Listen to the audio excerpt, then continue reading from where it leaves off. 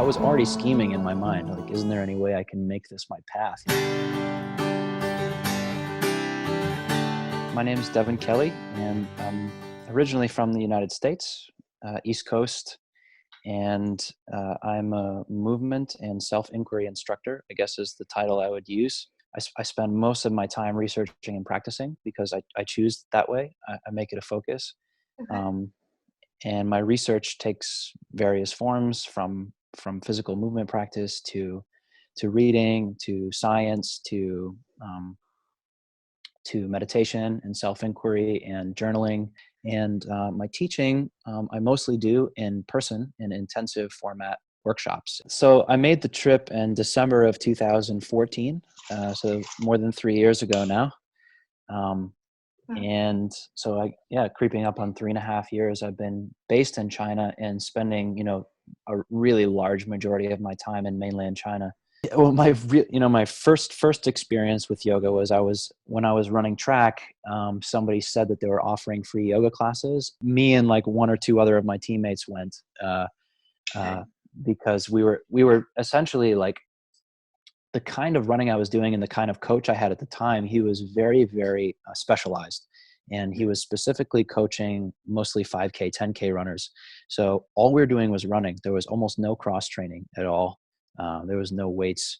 There was no mobility work. You should go once in a while, try like a yoga class or something. And so that stuck in my brain. And then I heard, through the grapevine, hey, there's a free yoga classes for students in the basement. And I was like, all right, let's go to the basement.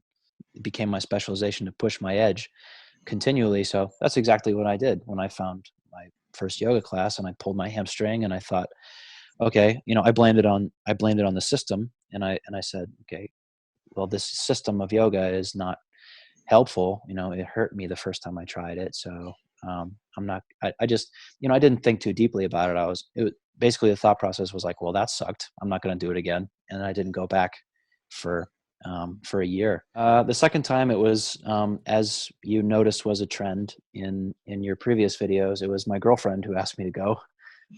That was my second time.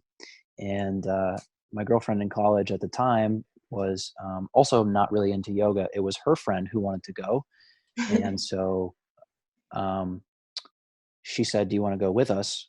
And I said, so I Googled it. I was like, what is yoga? And then I went and it was a hot yoga class, uh, and it was fast, it was flowy, and I loved it. Well, the second class that I took was during my running career. I was Mhm. still heavy in it, and at that point I was running 60 to 90 miles a week still, so I didn't really have Wow. much room for anything else.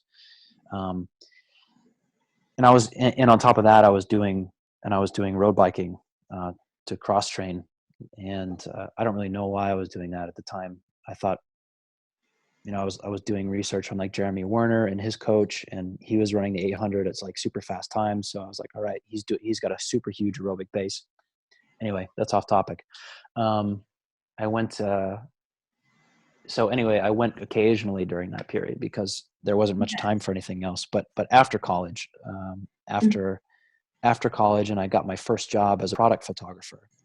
That's when I started go every day during lunch break. Um, and then also often after work when I got off at 5. It was like 4:59, and I had my keys in hand, and I'm like, yeah, you know yeah, 4:59 rolls around, and I'm already halfway through the phrase "see you later." So I would walk down there was one really close. I would walk down the street, um, and take a lunchtime class. After that, like even after 2 hours, I found myself saying like, man, why am I going back to this job? Do I really isn't there any way that I can make this? So I was already scheming in my mind, like, isn't there any way I can make this my path? I can put my Mhm. focus here. I got my idea fixed that I was going to become a teacher um, of yoga. I think it was around 6 months, 6 months into consistent everyday practice, where I was like, all right, I'm going to start looking for teacher trainings. So I thought like, okay, I thought I wanted to be a teacher before I graduated. I was like, I thought I wanted to be a philosophy professor. And then I was like, I don't want to do that because I got to look into the world of academia. And I was like, no, that's not for me. And, and then I found yoga. I was like, this is the missing piece, you know, this movement practice, or this ability to learn in a movement setting, is the missing piece to cognitive development that I've been looking for as a teacher.